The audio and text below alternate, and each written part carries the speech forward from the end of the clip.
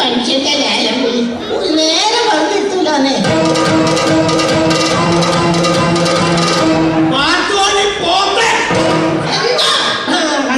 Correct പേര് വിളിച്ചപ്പോ പോത്ത് വിളി കേട്ടു. ഒരു ഗ്ലാസ് ചായക്കും വേണ്ടി എത്ര നേരം ഞാൻ അവിടെ കുത്തിരിക്കണത്?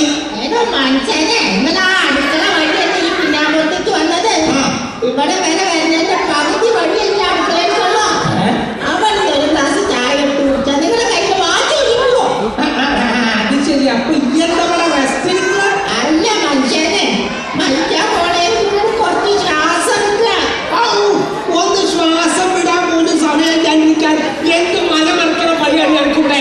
ഇതിൽ തന്നെ മല മറക്കണ ഞാൻ ഈ കുടുംബത്തെ പണിയൊക്കെ നിങ്ങളെ ചെയ്യണേ. ചെയ്യണ പണിയൊക്കെ ഞാൻ ചെയ്യാൻ ഞാൻ ചെയ്യണ പണിയൊക്കെ എനിക്ക് ചെയ്യും. അതിന് ഇങ്ങനത്തെ എത്ര വലിയ പണി? വീട്ടിൽ നിന്ന് പണിയിലും പണിയിൽ നിന്ന് വീട്ടിലേക്ക് തരാൻ കാലം നടക്കണതാ. ഓ ഒരു കട ആർക്കും വേണ്ടാത്തൊരു മുട്ടാമടയില് വല്ലപ്പോഴും രണ്ട് നാരങ്ങ പിടിയും. ഇതൊക്കെ എത്ര വലിയ പണി? ഇന്ന് ആ നാരങ്ങ ഞാൻ പിടിയും. നാരങ്ങ കൂടെ പിടിയാമോ? പിന്നെ പിഴിഞ്ഞ് ഈ കോലത്തിലാക്കിയോ? എടി ചെമ്മീൻ തുള്ളിയ മുട്ടോളം പിന്നെ തുള്ളിയാലോ ചട്ടിയില. അതുകൊണ്ട് ഒരു കാര്യമോ പെണ്ണെന്നും പെണ്ണാണ്.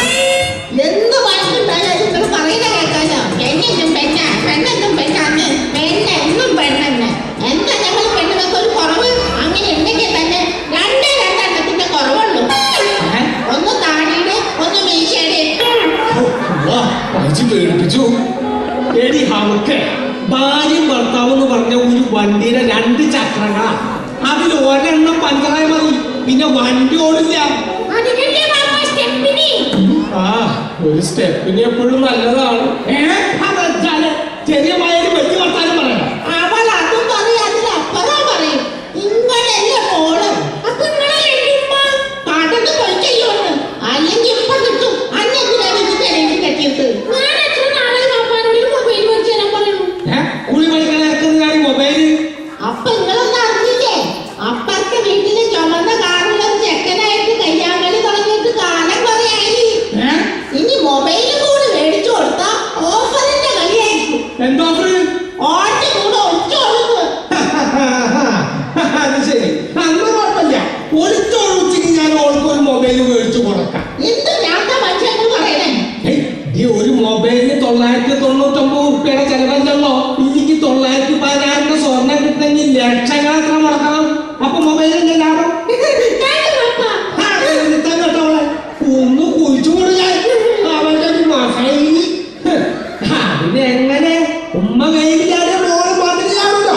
എന്റെ അല്ലേ മോള്. എന്നാണ് എന്റെ വിശ്വാസം. അത് അന്ധവിശ്വാസമാവാം.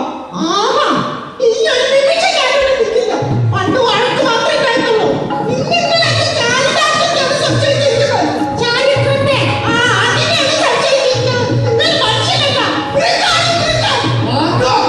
ഞാനൊരു പുരുഷനാണ്. എന്റെ പുരുഷൻ